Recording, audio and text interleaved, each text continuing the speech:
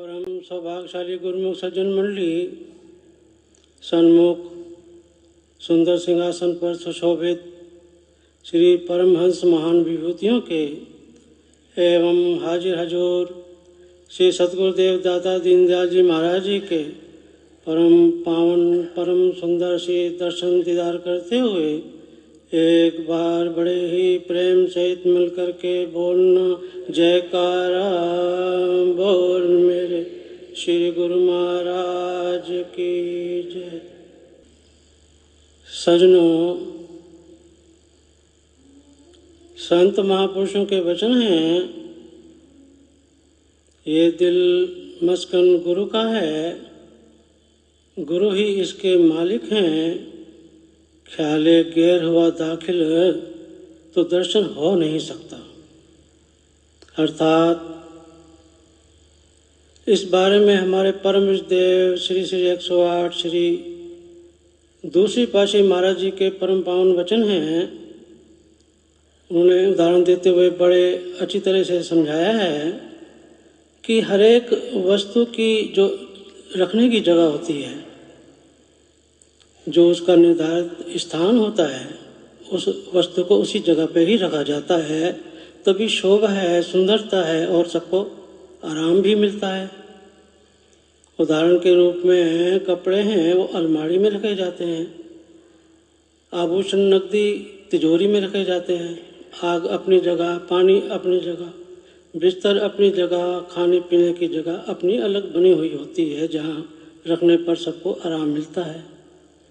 अगर इसका उलट पुलट कर दिया जाए, अर्थात आभूषणों को मैदान में खुले जगह रख दिया जाए, आग को बिस्तर पर रख दिया जाए, तो घर में मुसीबत खड़ी हो जाएगी, सबको परेशानी हो जाएगी। ठीक इसी प्रकार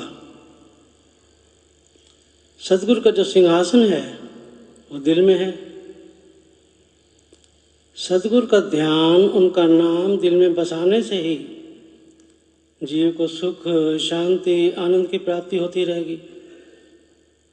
क्योंकि सतगुरु ही पारब्रह्म परमेश्वर के साकार स्वरूप हैं, सच्चित आनंद स्वरूप है, सुखों के भंडार हैं, सर्व सुखों की खान है।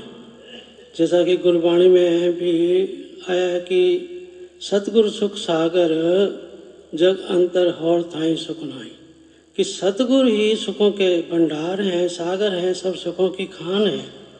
जब उनका ध्यान हमारे हृदय में बसा रहेगा तो जीव को भी सुख, शांति, आनंद मिलता रहेगा। श्री आरती पूजा में, स्तोत्र में भी हम गायन करते ही रहते हैं सुबह शाम कि मलय दल अमल अचल पदाम्बुज श्री सतगुरु जी के जो ध्यावतम सुख, सुयशी, सुगति, सुबुद्धि, सुशांति बिना ही प्रयास पावत। कि जो सतगुरु के चरणों का ध्यान अपने हृदय में दृढ़ करके रख लेता है, उसको फिर ऊपर कहे हुए जितने भी गुण हैं, सुख, सुयशी, सुगति, सुबुद्धि, सुशांति, बगैर किसी प्रयत्न के, पुरुषार्थ के उसको अनायास ही मिल जाते हैं। हमारे चतुर्थ पातशाही महाराज जी अक्सर फरमाया करते हैं कि जिसने अपने दिल में सतगुरु के ध्यान को दृढ़ नहीं किया, उसने फिर अपने जीवन से कुछ भी लाभ प्राप्त नहीं किया, वो कोरे का कोरा है। सजनों, अगर दिल में मायावी ख्याल, मान, इज्जत, बढ़ाई, माया के पदार्थों को भरते रहेंगे तो सजनों वो फिर जीव दुखी, परेशान हो जाएगा। क्योंकि ये जो पदार्थ हैं, माया के जो ख्याल हैं, इच्छाएं हैं, ये दिल को एक तरह से काला कर देती हैं, गंदा कर देती हैं, मैला कर देती हैं। तो दिल का जो सिंहासन है सतगुरु का, वो कैसा होना चाहिए? पाक, पवित्र, निर्मल, साफ सुथरा। जब उसके अंदर माया के पदार्थों का, मान, इज्जत का ख्याल हम भर देंगे तो उसमें सतगुरु कैसे विराजेंगे? तो वो जीव फिर दुखी, परेशान हो जाता है। हम भी देखो जहाँ बैठते हैं, जो देख के बैठते हैं कि जगह साफ है कि नहीं। साफ है तो बैठते हैं, नहीं तो उसको साफ करके ही बैठते हैं। कहने का तात्पर्य है सतगुरु का जो सिंहासन है, जो दिल है, वो साफ पवित्र निर्मल होना चाहिए, तभी सतगुरु उसके अंदर विराजमान होंगे। इसलिए कहा है कि दिल का हुजरा साफ कर, जहाँ के आने के लिए ख्याल गैरों का हटा, उसके बिठाने के लिए। जितने भी गैर ख्याल मतलब माया के ख्याल हैं, उसको दिल में नहीं बसाने चाहिए, उसको दिल के बाहर ही रखने चाहिए।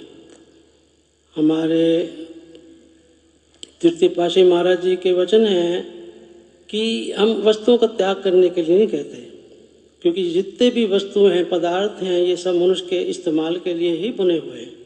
इनका उपयोग बेशक करो, लेकिन अवस्था अनुसार केवल उपयोग करो, उसको उसमें आसक्त मत हो, उसको दिल में मत बसाओ। वो फरमाते थे कि बेशक संसार में रहो, संसार में कैसे रहो? युक्ति के साथ। युक्ति क्या है कि अंदर की चीज को अंदर रखो, बाहर की चीज को बाहर, बस। अब उदाहरण देके फरमाते थे कि जैसे बादाम है, अखरोट है, नारियल है, इसके अंदर के भाग को खा लिया जाता है और बाहर के छिलके को फेंक दिया जाता है।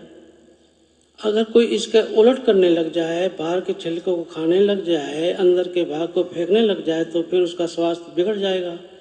हो सकता है कि वो अपने जीवन से भी हाथ धो बैठे।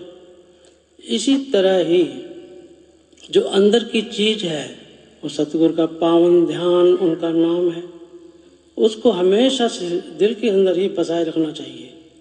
और जो बाहर की जितनी भी चीज़ें इसके अलावा सब बाहर की हैं, उसको बाहर रहने दो, यानी कि शरीर के हद तक उसको अंदर दिल में प्रवेश मत होने दो, तभी जीव सुख शांति आनंद में बना रहेगा।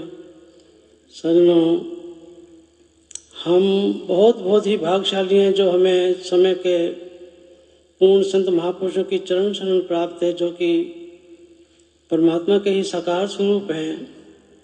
वो हमारे सच्चे हितैषी हैं, हमारे भलाई चाहने वाले हैं। वो चाहते हैं कि हम हमेशा चाक प्रसन्न रहें, सुख शांति में रहें।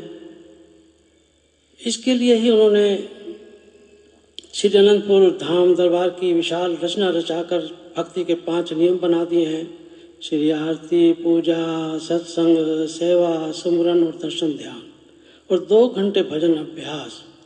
इन नियमों की जो भी श्रद्धा से, विश्वास से, पूरी लगन से, उत्साह से एकाग्रचित्त होकर बगैर नागा के रोजाना करता रहेगा, तो यही पवित्र ध्यान सदगुरु जी का हमारे हृदय में दृढ़ हो जाएगा, बस जाएगा, जिससे हमारा ये लोक भी सुखी हो जाएगा और लोक भी सुहेला हो जाएगा।